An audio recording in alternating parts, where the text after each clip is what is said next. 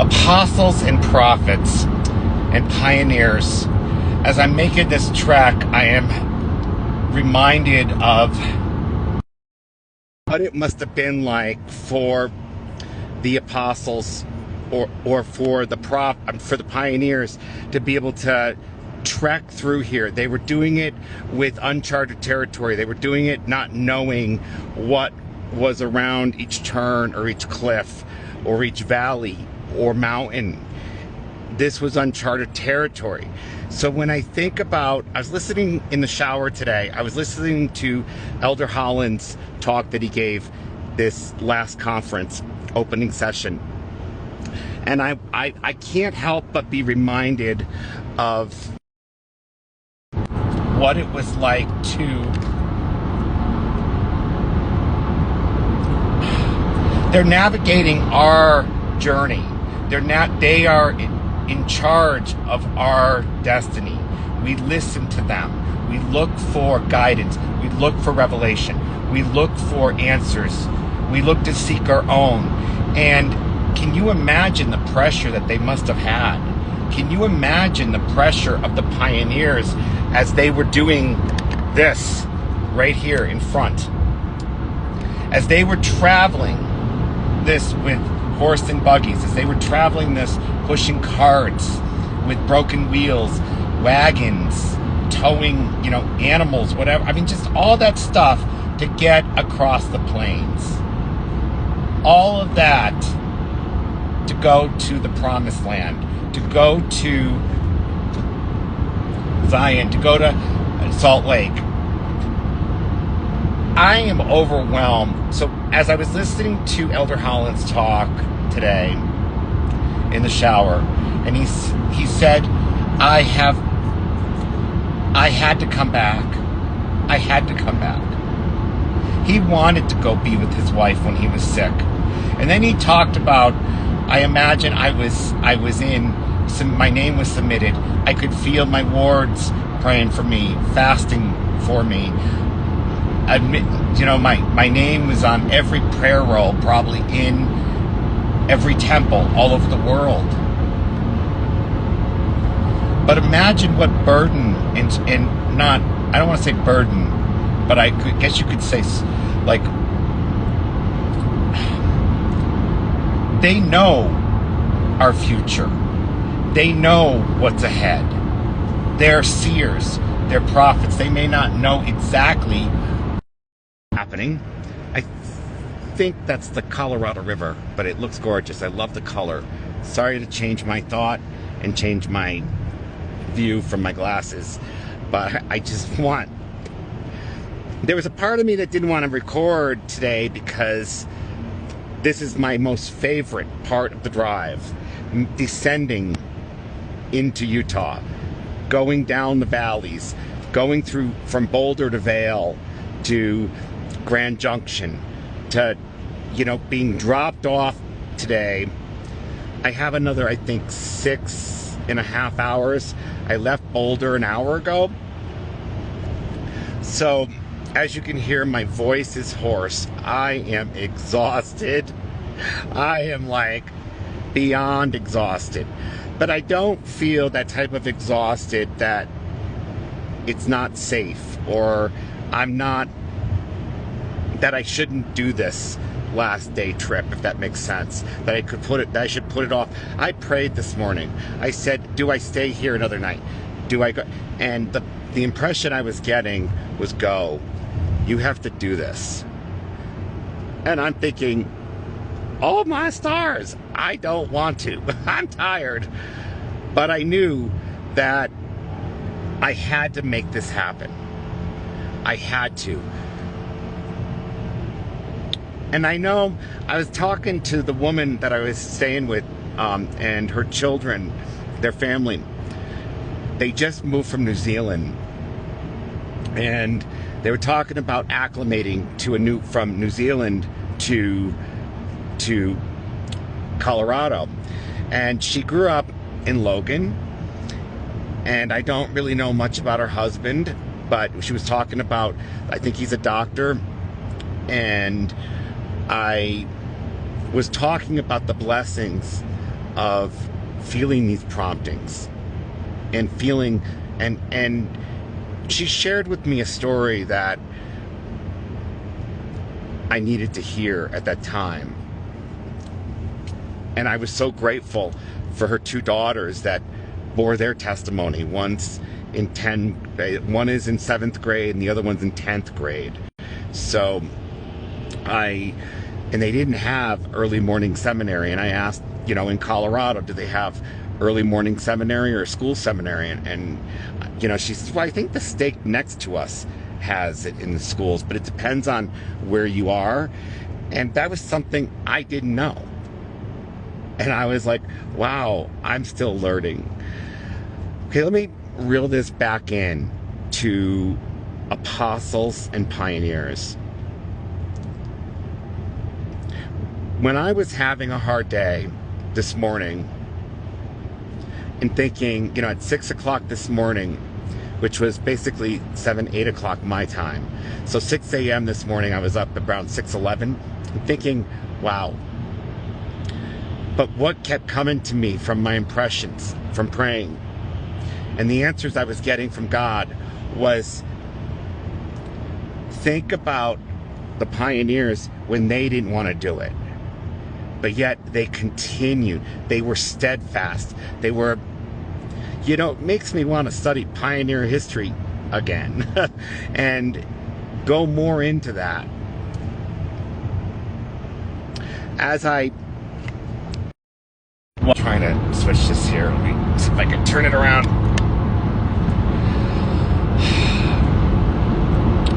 I don't have, when I started 2 days ago on this journey from Connecticut, I had much better equipment. I had big fuzzy microphones, all this stuff, but stuff is falling apart now.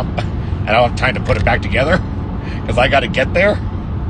So bear with me if the sound quality, other than my voice, sounds really waspy.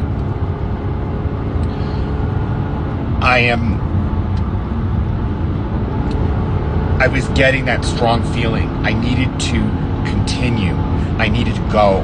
I needed to make this happen. There is 2 students at BYU are relying on me to have a car. Tomorrow night, I have to drive somewhere early or in the day, and I am going to a commencement speech. So, to a college graduation. And I feel that if I don't do this tonight or today and get to where I need to be in Provo to deliver this car, I would be selfish, even though I'm exhausted. Because God has given me the energy to continue and endure. So it's making me it's making me ponder on the times that I want to use the word procrastinated on promptings or feelings. Is it a want or is it a desire? And I was feeling that this needed to occur, but it was a personal feeling of exhaustion that wanted to stay in Boulder today. It was a personal. It wasn't what. And I could have done that, and I would have procrastinated. So I would have set off, I would have had these 2 poor, not poor, but 2 children that are in school at BYU, relying on this car, relying on me, their parents. I know they would understand, but I also would set back the fact that I wouldn't make it to where I need to be for the commencement speech tomorrow, or for the graduation, I should say. So think about the pioneers. Think about Elder Holland getting that feeling, that impression, that prompting from God. Your time is not done here. You need to go back.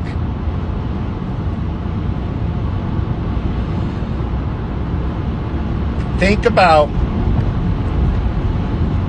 if you don't want to go to church or you want to stay home, and I got to turn this around because it's just beautiful. You don't want to go. Is it because it's someone trying to block you? Is it the opposition? Or is it you saying, I want to procrastinate this. I can just do it, over Zoom, or I can just skip one Sunday or whatever. There are many Sundays I get up and I'm feeling, hold on a second, sorry. There are many Sundays that I feel like I don't want to go to church, but I know that is nourishment for my soul. And I know that the night before when I went to bed on Saturday, and I was praying and I was thanking God for being able to go to church the next day, and thanking Him and looking forward to it, that when I got up, was that the Spirit telling me don't go? I don't want to go. No, it wasn't. It was being selfish, or it may have been outside influences. So when I think about the pioneers, I first came up with this analogy when I was hiking in Zion National Park, September 2020. And I was at some snowflake or snow something park in St. George. I forget the name of it. When I was hiking there, it was so hot. It was September. I was sweating, drinking water. It was just crazy. And I'm like, I said, I don't know if I can do this. And what kept coming to me was, imagine the pioneers. There were no trails. There were no freeways, highways, byways, motorways, trams, whatever you want to call it. There was none of this. This didn't exist. This was raw earth. They didn't know if they were going over that mountain, if there was going to be a cliff that they were going to be able to get down, or how were they going to get their wagons, or how were they going to do this. It was uncharted. So, as I look at this and go, wow. Imagine there were pioneers at this time. It's May 2nd, I think. Is it May 2nd? Yeah, yesterday was the 1st. So this is what they were dealing with in May, because they did not officially settle until July. And that's what started Pioneer Day. So they didn't know what was around that turn. I have GPS. I can see. So are we acting on our spiritual GPS? Our spiritual compass? The Holy Ghost? The constant comforter? Our companion? We don't know. We have to rely. And faith is not seen. So I don't know how many times I'm going to go live today. I'm basically relying more on getting raw footage, if you may, from my YouTube. But I felt like I needed to share this message. And I pray that it resonates with somebody. I'm going to go focus on driving, and I'm going to put on a few more conference talks and just enjoy this. And in 6.5 hours or 6 hours, I will be at my destination. So I am happy and blessed that I followed my prompting today, or the feeling, the Holy Ghost. and did this. It's beautiful. It's absolutely beautiful. Thank you. I always see as a great message. Well, I owe it to the Spirit. I may lose you under this tunnel. I don't know. Whoops. Excuse me. Focus on driving here. I don't have my GPS on, so I can't see when the tunnel is going to end, because GPS doesn't work when I'm live. I guess I need to get another... No, I'm not getting another phone. I can't manage this one. Forget it. Okay, so see, these tunnels did not exist when the pioneers were here. They had to climb over them. They couldn't dig under them. They had to find valleys and streams and ways to get to where they were going. It was so uncharted. And wow, this is a... I feel like I'm going underneath... I'm in Delaware or Maryland, because... Look at this. It's long. I don't remember this when I was driving 5 years ago. So, I apologize for feeling scattered. I'm using so's a lot, you know, meaning... But I'm checking in, and I'm relying on the Spirit. I can't believe I still...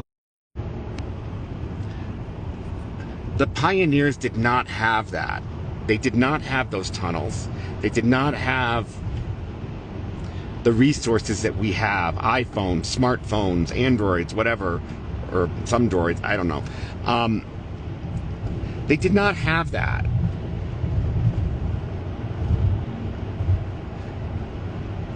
Everybody, I will see you shortly. And I'm going to go back to enjoying this. I love you, and most importantly, so doesn't God. Bye for now.